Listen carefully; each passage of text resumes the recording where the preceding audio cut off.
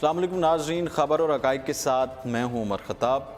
وزیراعظم عمران خان نے کہا ہے کہ انہیں نہیں پتا صدارتی نظام کی باتیں کہاں سے آ رہی ہیں اور کون یہ بات کر رہا ہے۔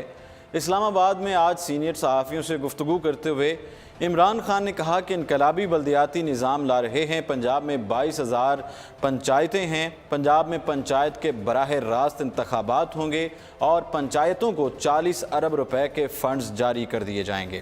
عمران خان نے کہا کہ 18ویں ترمیم کے بعد صوبوں کے پاس پیسہ اکٹھا کرنے کی اہلیت نہیں آئی۔ 18ویں ترمیم کے تحت صوبے ٹیکس جمع کرنے میں ناکام رہے۔ 18ویں ترمیم کی وجہ سے وفاق دیوالیہ ہو گیا۔ مزید کہا کہ شہروں میں میئر کا براہ راست الیکشن کرائیں گے۔ شہر کھنڈر بنتے جا رہے ہیں، وہاں سہولتیں ختم ہوتی جا رہی ہیں۔ کراچی کی حالت دیکھیں، وہ ٹھیک ہو ہی نہیں سکتا۔ کراچی کو ٹھیک کرنے کے لیے پیسے ہی نہیں ہیں۔ جب تک شہر اپنا پیسہ اکٹھا نہیں کریں گے ٹھیک نہیں ہو سکتے ہیں۔ وزیر اعظم کا کہنا تھا کہ شہر پھیلتے گئے، پی ایس ڈی پی میں شہروں کے لیے اتنا پیسہ نہیں ہوتا۔ بلدیات کا پیسہ ایم این ایز اور ایم پی اے کو دے دیا جاتا ہے اور اب 140 ارب کا بجٹ براہ راست پنجاب کو اس حوالے سے چلا جائے گا۔ بلدیاتی نظام میں اب براہ راست فنڈ گاؤں میں جائے گا۔ ایک سوال کے جواب میں وزیر اعظم نے کہا کہ لوگوں کو گورننس دینا حکومت کی پہلی ترجیح ہے۔ اسلام آباد میں صحافیوں سے گفتگو کے دوران وزیر اعظم عمران خان نے شبر زیدی کو چیئرمین ایف بی آر تعینات کیے جانے کی بھی تصدیق کر دی ہے۔ شبر زیدی ٹیکسیشن کے ماہر اور چارٹرڈ اکاؤنٹنٹ ہیں اور وہ 2013 کے انتخابات سے قبل بننے والی سندھ کی عبوری حکومت میں وزیر بھی رہ چکے ہیں۔ واضح ہے کہ وزیر اعظم عمران خان نے گزشتہ روز اپنی معاشی ٹیم میں مزید تبدیلی کرتے ہوئے اسٹیٹ بینک کے گورنر طارق باجوہ سے استعفیٰ لیا تھا، جبکہ چیئرمین ایف بی آر جہاں زیب خان کو بھی عہدے سے ہٹایا گیا۔ حکومت نے مصر میں آئی ایم ایف کے عہدیدار رضا باکر کو آئندہ 3 سال کے لیے اسٹیٹ بینک کا گورنر بھی مقرر کیا ہے۔ بات کریں رانا تنویر کو چیئرمین پی اے سی نامزد کرنے پر اپوزیشن جو ہے وہ انتشار کا شکار ہے۔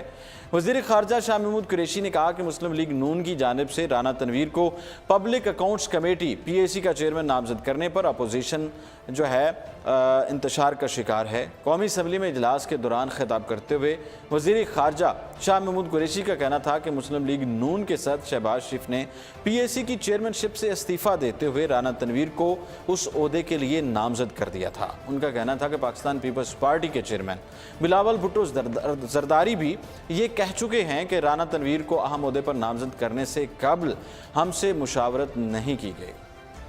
وزیر خارجہ شاہ محمود قریشی نے کہا کہ اپوزیشن کی اہم جماعت سے مشاورت کیے بغیر پی اے سی کی چیئرمین شپ ایسے منتقل کر دی گئی جیسے وراثتی انتقال کیا جاتا ہے، جو جمہوری تقاضوں کے بالکل برعکس ہے۔ انہوں نے کہا کہ اگر مسلم لیگ نون اس طرح اہم عہدے سے متعلق فیصلے کرے گی تو ایوان میں مشکلات تو کھڑی کرے گی۔ خیال رہے کہ مسلم لیگ نون کے صدر شہباز شریف اس وقت لندن میں ہیں، جنہوں نے پاکستان سے روانہ ہونے سے قبل پارٹی قائد نواز شریف سے ملاقات کی تھی، جن کی منظوری کے بعد پارٹی کی تنظیمیں نو کرتے ہوئے مرکزی عہدیداروں کے ناموں کا اعلان کیا تھا۔ اس اعلان کے بعد سابق وزیر اعظم شاہد خاقان عباسی کو پارٹی کا سینئر نائب صدر، مریم نواز اور حمزہ شہباز کو نائب صدور مقرر کر دیا گیا تھا۔ اس کے علاوہ شہباز شریف نے پبلک اکاؤنٹس کمیٹی کی چیئرمین شپ چھوڑنے کا فیصلہ کیا تھا، تاہم نواز شریف نے رانا تنویر کو اس عہدے کے لیے نامزد کر دیا تھا۔ اس کے ساتھ ساتھ خواجہ آصف کو پارلیمانی لیڈر نامزد کر دیا گیا تھا۔ مسلم لیگ نون کی جانب سے جاری ہونے والے بیان کے مطابق شہباز شریف شروع سے ہی پی اے سی کی چیئرمین شپ لینے کے خواہاں نہیں تھے، جبکہ انہوں نے متحدہ اپوزیشن اور پارلیمانی ایڈوائزری گروپ کے اصرار پر پبلک اکاؤنٹس کمیٹی کے چیئرمین کا عہدہ قبول کیا تھا۔ لندن روانگی سے پہلے اپنے ایک پیغام میں شہباز شریف کا کہنا تھا کہ عدالت نے مجھے ضمانت پر رہا کر دیا اور میرا نام ای سی ایل سے نکالا جا چکا ہے۔ ان حالات میں اپنے پوتے کو دیکھنے اور ساتھ ہی اپنا طبی معائنہ کرانے کے لیے لندن کا مختصر دورہ کرنے جا رہا ہوں اور انشاءاللہ جلد واپس آ جاؤں گا۔ بات کریں گے ایف آئی اے کی ایک بڑی کارروائی سامنے آئی ہے۔ پاکستانی لڑکیوں کو جھانسا دے کر شادی کرنے والا چینی باشندوں کا گروہ پکڑا گیا ہے۔ ڈپٹی ڈائریکٹر ایف آئی اے جمیل میو کے مطابق غیر قانونی سرگرمیوں میں ملوث غیر ملکیوں کے خلاف کریک ڈاؤن جاری ہے، جس کے تحت ایف آئی اے نے لاہور ایئرپورٹ سمیت دیگر علاقوں میں کارروائیوں کے دوران 8 چینی باشندوں کو گرفتار کر لیا ہے۔ ڈپٹی ڈائریکٹر نے بتایا کہ ملزمان پاکستان ایجنٹوں کے ساتھ مل کر پاکستانی لڑکیوں سے شادی کرتے تھے اور چینیوں پر پاکستانی لڑکیوں سے شادی کے بعد ان سے جسم فروشی کروانے کا بھی الزام ہے۔ ڈپٹی ڈائریکٹر ایف آئی اے کا کہنا تھا کہ گرفتار ملزمان میں ایک خاتون بھی شامل ہے۔ بات کریں چودھری نثار نے مسلم لیگ نون کے ساتھ 35 سالہ رفاقت جو ہے وہ ختم کر دی ہے۔ ٹیکسلا میں سابق وزیر داخلہ اور سینئر سیاستدان چودھری نثار علی خان نے پاکستان مسلم لیگ نون کے ساتھ اپنی وابستگی سے متعلق قیاس آرائیوں کو ختم کرتے ہوئے 35 سال بعد پارٹی سے راستے جدا کرنے کا اعلان کر دیا ہے۔ ایک رپورٹ کے مطابق وہ کینٹ میں ایک پریس کانفرنس کی اور کانفرنس کے دوران انہوں نے یہ کہا کہ میں مزید مسلم لیگ نون کا حصہ نہیں ہوں۔